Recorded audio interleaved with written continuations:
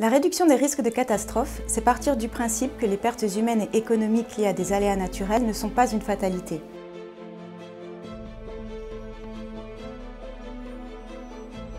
Le changement climatique est une menace sans précédent qui augmente la fréquence et l'intensité de ces phénomènes. Dans ce contexte, les acteurs locaux comme l'aide internationale peinent à y répondre. Il est donc de plus en plus urgent d'agir en amont des crises. Et c'est le but des projets de réduction des risques de catastrophe que l'on développe chez ACHI. Notre constat, c'est que dans certaines situations d'urgence, certains groupes, comme des personnes en situation de handicap, les personnes âgées, les femmes, payent un plus lourd tribut que d'autres.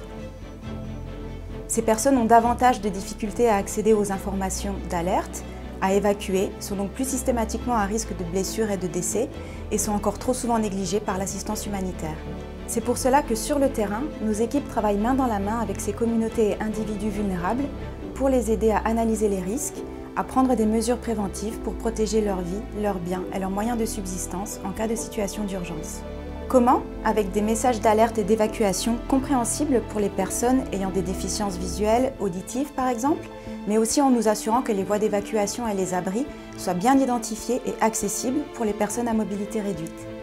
Mieux on évaluera les risques, mieux on pourra prédire les impacts en mettant en place des solutions efficaces et localisées. Le tout en veillant à ce que ces actions soient inclusives et équitables pour ne laisser personne de côté et préserver des vies, notamment celles des plus fragiles.